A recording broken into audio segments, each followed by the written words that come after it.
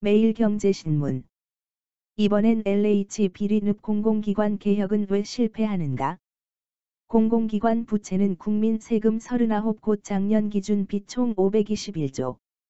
공공내세워 비효율 방치 문재인 정부 출범 이후 공공기관 기능 통폐합 전무. 무자격 낙하산 인사 판처 청와대가 기관장 낙점. 정치권 입김 휘둘리기 일수. 인사 때 민간위원 힘 실어줘 능력 없는 임원 해임 쉽게. 부적격자 걸러낼 장치 마련을. 솔로몬 스토어의 신연기입니다. 본 내용이 좋다고 생각되시면 구독과 좋아요 눌러주시면 저에게 많은 격려와 힘이 되어 좀 더 좋은 내용으로 보답하겠습니다. 본 기사의 내용은 매일경제신문 기재된 박진 KDI 국제정책대학원 교수 기사 내용입니다. 이번엔 LH 비리늪 공공기관 개혁은 왜 실패하는가? 오른쪽을 가리키는 까만 삼각형 여기를 누르시면 크게 보실 수 있습니다. 한국토지주택공사, LH, 각 국민을 실망시키고 정부에 대한 신뢰마저 추락시키고 있다. 그렇다고 우리의 공공기관이 일을 못하는 것은 아니다. 인천국제공항공사는 국제공항협의회, ACI, 의 서비스 평가에서 12년 연속 세계 1위였으며 한국전력은 정전시간 등 전기의 질에서 세계 최고 수준이다. 과연 공공기관의 핵심 문제는 무엇이고 어떻게 고쳐야 할 것인가? 1. 빚더미 공룡이 된 공공기관. 공공기관의 문제를 보여주는 계기판은 부채. 다 공공기관 중 부채가 많은 39개 기관을 보면 2020번지년 기준 521조 6천억 원에 달한다. 문제는 공공기관 부채가 2013년 이후 감소 추세에 있다가 2018년 이후 다시 증가로 돌아섰다는 점이다. 기획재정부에 의하면 주요 39개 공공기관의 2024년 부채 규모는 615조 8천억 원에 달할 전망이다. 그러나 이보다 더 나빠질 가능성이 크다. 실제로 2020년 전망은 2019년 전망보다 더 나빠졌다. 그래픽 참조. 대부분의 공공기관 부채는 일반 정부 부채 통계에서 빠져 있다. 그러나 공공기관 부채도 결국 미래 세대의 부담이다. 왜 부채가 커지고 있을까? 먼저 공공기관의 인건비 총액은 2020년 기준 대략 30조 원쯤 된다. 부채 규모에 비하면 적지만 방만한 인건비는 호봉제로 자동 늘어나면서 매년 적자에 기여한다. 공공기관의 평균 연봉은 2019년 기준으로 6,779만 원이니 500대 대기업의 연봉 평균 7,920만 원에 비하면 낮은 편이다. 문제는 인력 규모다. 국회 예산정책처에 의하면 공공기관의 2020년 임직원 현원은 39만 8천 명으로 2015년 29만 4천 명에서 10만 4천 명이 늘었다. 2015년 인력 규모도 방만하다고 생각했는데 그 이후 35%가 더 늘어난 셈이다. 공기업 경영평가에서 55점이 부여된 경영관리 부문에는 16개 세부 항목이 있는데 이 중 일자리 창출은 7점으로 가장 큰 비중을 차지한다. 이를 평가 대상에서 빼야 한다. 직원을 많이 뽑을수록 기관 평가가 좋아져 성과급을 더 받는다는 것은 납득하기 어렵다. 그러나 부채의 핵심 원인은 사업이다. 공공기관의 기능은 계속 확대돼 왔다.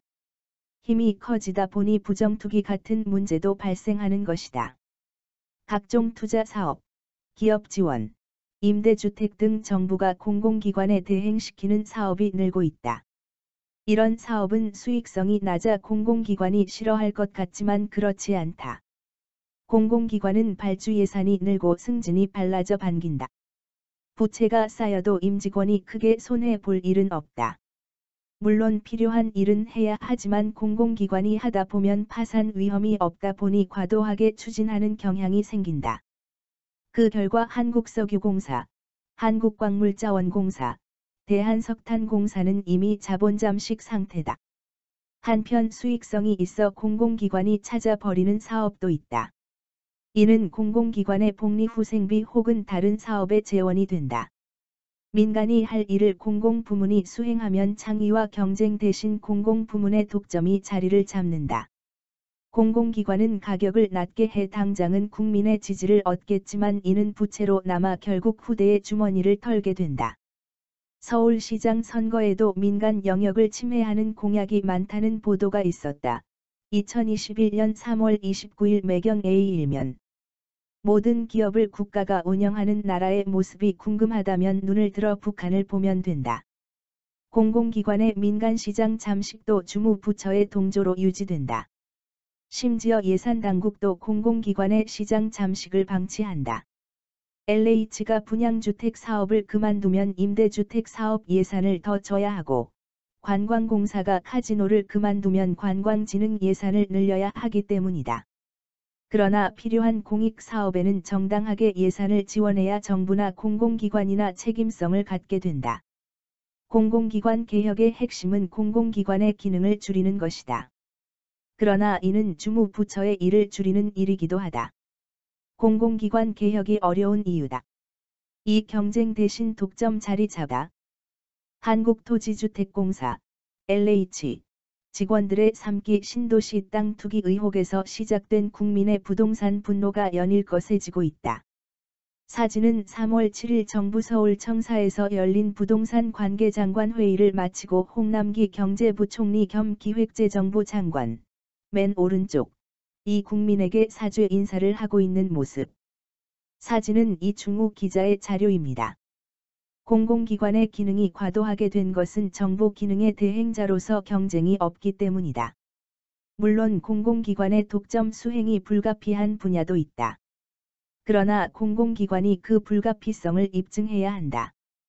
대기업의 계열사 일감 몰아주기가 문제가 되는 것처럼 원칙적으로 정부도 공공기관의 일감을 몰아줘선 안 된다.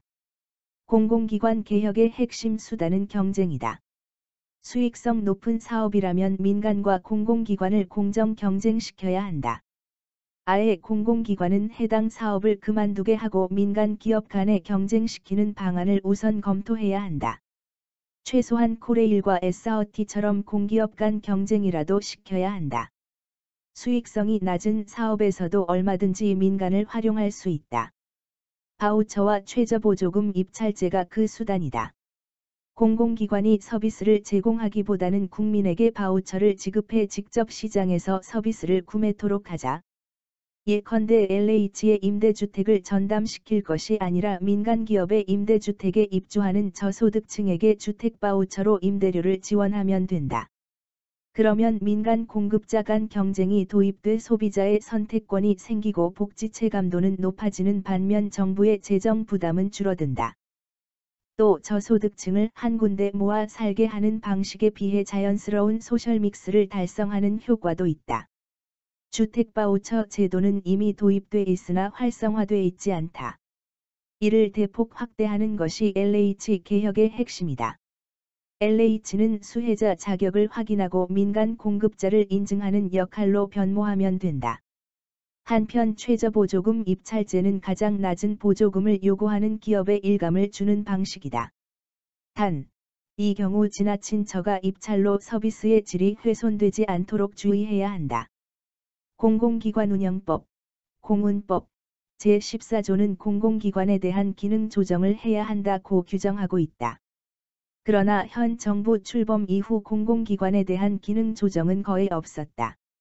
정부는 이참에 LH만이 아니라 다른 공공기관에 대한 기능 조정에도 나서기를 바란다.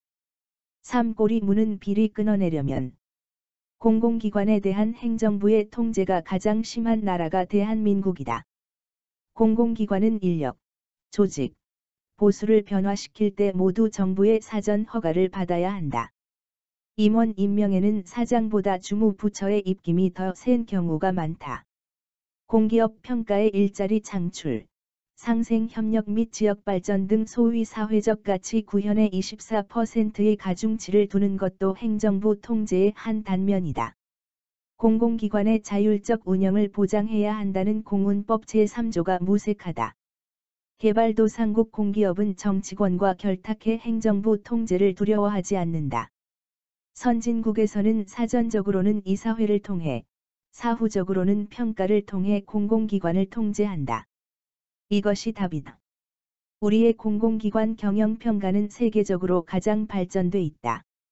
그럼에도 불구하고 일일이 사전 통제하다 보면 정부와 공공기관이 공동 책임을 갖게 돼 평가 결과에 대한 준엄한 문책이 어려워진다. 최근 평가 결과로 인한 임원 해임 건의가 전무한데 이것이 더 늘어야 한다. 이제는 공공기관의 자율성을 주고 평가 결과를 더 준엄하게 적용하는 방식으로 전환해야 한다. 투자자의 감시가 작동하는 상장 공기업에 먼저 이러한 자율관리 방식을 적용하는 것은 어떨까 한다. 기재부는 사전 통제에 전력을 낭비할 것이 아니라 공공기관 기능 점검에 더 힘을 써야 한다. 공공기관이 자율성을 가지면 LH의 부정투기 같은 일이 더 빈발하지 않을까 우려될 수 있다. 그러나 부정투기를 막겠다고 사전 통제를 강화하는 것은 도둑이 무서워 밤을 새우는 것과 같다. 도둑을 포착하는 감시 카메라와 엄벌이 답이다. 즉 부정투기는 사전 정보를 접하는 인사와 그 가족에 대해 토지거래 신고제를 도입하고 사후적으로 엄벌하는 관행을 세워 대처할 일이다. 공공기관의 자유를 확대하려면 이사회 역할을 강화해야 한다. 공공기관 이사회는 공공기관 집행부를 견제하는 한편, 내외부의 압박을 받는 집행부를 도와야 한다. 그러자면 먼저 이사회 구성을 전원 외부 비상임으로 바꿔야 한다. 사장과 본부장 등 집행부는 이사회에 출석해 논의에 참여토록 하면 된다. 지금 공기업 이사회에는 내부의 상임이사와 외부의 비상임이사가 수적 균형을 이룬다. 그러나 비상임이사들은 정보도 부족하고 의견도 서로 갈린다. 이래서는 공공기관을 제대로 견제할 수 없다. 이사회가 전원 비상임이사로만 구성된 사례는 항만공사다. 아울러 정부이사제를 부활하자. 정부이사제는 1990년대 말 공기업 자율성 확대를 취지로 폐지됐으나 자율성이 아니라 정부의 비공식 개입을 확대하는 결과를 초래했다. 지금도 이사회 안건은 사전에 정부와 조율한 후 상정된다.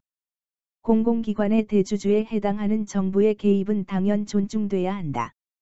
그러나 그러한 개입은 이사회를 통해 공식적으로 표출돼야 한다. 그래야 정부가 내 대강 사업, 해외 자원 개발과 같은 일을 시작할 때 책임감을 느끼게 된다. 사개혁의 완성은 인사개혁. 공공기관 관련 제도를 아무리 고쳐도 인사를 잘못하면 허사야. 어떻게 부적격 낙하산을 막을 수 있을까? 지금의 문제점은 누구도 부적격자를 막으려 하지 않는다는 점이다. 현재 기관장, 감사 임명에는 임원추천위원회, 임추위와 공공기관운영위원회, 공운위가 관여한다. 임추위를 구성하는 공공기관 비상임이사와 공운위를 구성하는 민간위원에게 부적격자를 걸러낼 유인을 줘야 한다.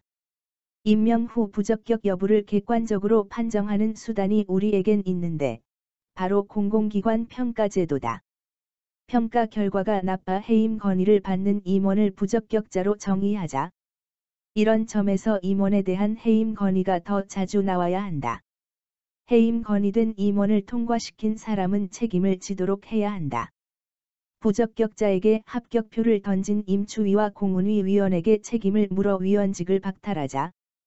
그러자면 공운위 인사소위는 정부위원은 빼고 민간위원으로만 구성해야 한다. 무자격자 통과의 부담을 느낀 민간위원들이 청와대의 낙점을 거부하는 관행이 나오면 청와대도 부적격자를 보내기 부담스러워질 것이다.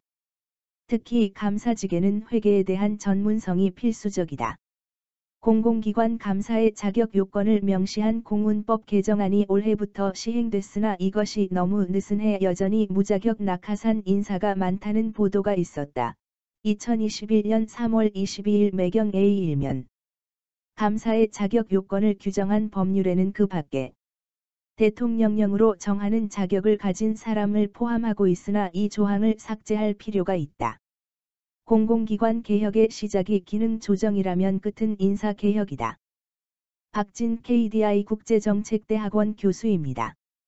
본 내용이 좋다고 생각되시면 구독과 좋아요 눌러주시면 저에게 많은 격려와 힘이 되어 좀 더 좋은 내용으로 보답하겠습니다. 감사합니다. 솔로몬 스토어의 신현기입니다.